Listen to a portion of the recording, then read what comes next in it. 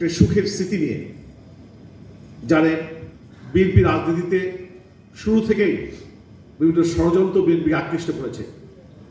জিয়া রহমান হত্যার মধ্য দিয়ে স্বৈরাচারী এরশাদ সরকার অবৈধভাবে বিএনপির কাছ থেকে ক্ষমতা কেড়ে নিয়ে পরবর্তী সময় বিভিন্নভাবে এই বিএনপি ক্ষতি করার চেষ্টা করা হয়েছে।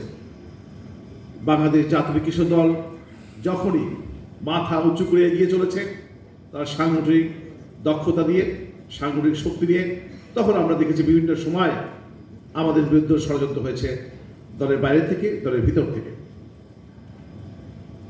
আমরা যখন এই সমাবেশ উদ্বোধনের জন্য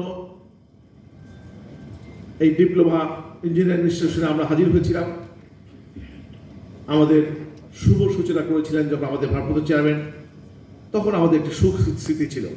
সেই সময় জানেন একটি ষড়যন্ত্রে আমাদের দলের বিপ্লবী সাধারণ সম্পাদক ষড়যন্ত্রের শিকার হয়েছিল, কিন্তু আল্লাহর রহমতে আমাদের এই কৃষক সমাবেশের উদ্বোধনী দিন শুভ সূচনাতেই আমরা আমাদের সেই ষড়যন্ত্র মোকাবেলা করে আমাদের প্রিয় সাধারণ সম্পাদককে আমরা আবার কাছে পেয়েছিলাম।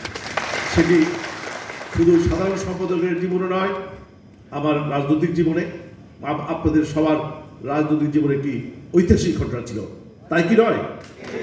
আমরা সে সময় আবেগ আপ্লুত ছিলাম।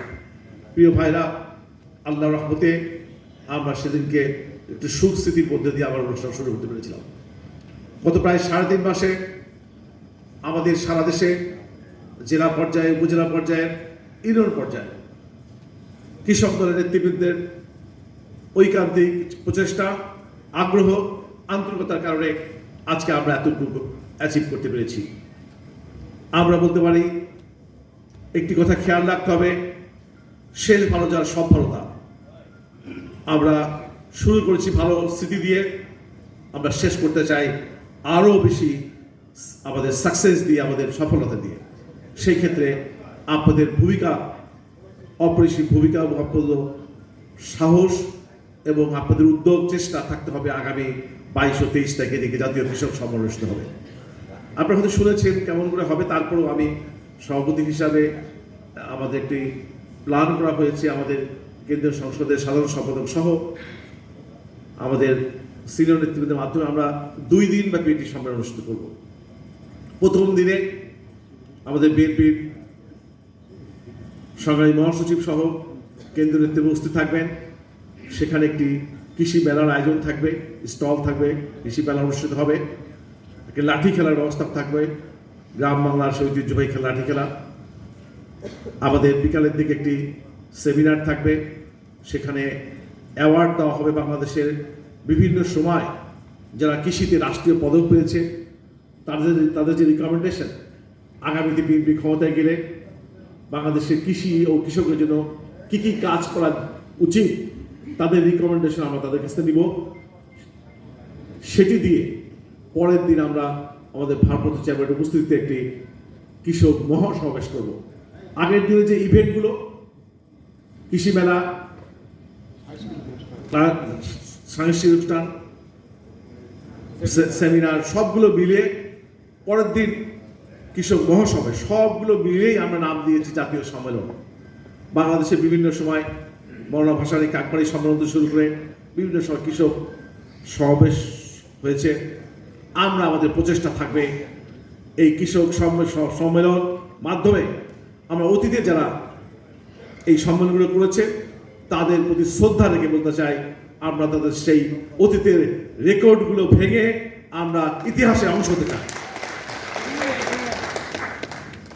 আজকে এই সম্মেলন যদি সফল হয়, আমাদের কাঙ্ক্ষিত পর্যায়ে করতে পারি, শুধু আমি বাবুল নয়, আপনারা সবাই ইতিহাসে অংশ হবেন ইনশাআল্লাহ। প্রিয় ভাই বোনেরা, এই কৃষক সমাবেশে আমাদের অনেকগুলো প্ল্যান রয়েছে, যেগুলো আমরা কাকবাড়ি সম্মেলনে মৌলানা ভাসানী সাহেব 57টি গেট করেছিল জাতীয় নেতৃবৃন্দের নামে। আমরা এটি 58টি গেট করবো গাবতলীর পরে থেকে পর্যন্ত।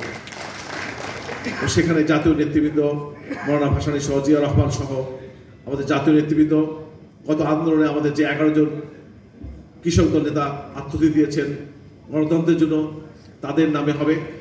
এবং আরও কার কার নামে দেওয়া যায় আপনারা পরামর্শ দিবেন, আমরা আমাদের জাতীয় নেতাদের নামে তারেক রহমান আমাদের ভারপ্রাপ্ত চেয়ারম্যানের পরামর্শে আমরা সেই গেটগুলো করব, যাতে এইটি সারা বাংলাদেশ জানতে পারে কিছু একটা হচ্ছে বাংলাদেশে, কিছু হচ্ছে একটা যমুনার পাড়ে। আমরা তাই এটিকে যমুনার পাড়ে জাতীয় কৃষক সম্মেলন নাম দিয়েছি, যমুনার পাড়ে। এবং যাতায়াতের সুবিধার ক্ষেত্রে আমরা এমন একটি জায়গায় স্থান নির্ধারণ করেছি, সেখানে ঢাকা বিভাগের যারা কাছে, তাদের কাছে একটু কাছে হবে। বিশেষ করে আমার নির্বাচন এলাকার নদী ওই পারেই আমাদের সাধারণ সম্পাদকের তাদের সুবিধা হবে, রাজবাড়ির সুবিধা হবে, টাঙ্গাইলের সুবিধা। আমরা আশা করছি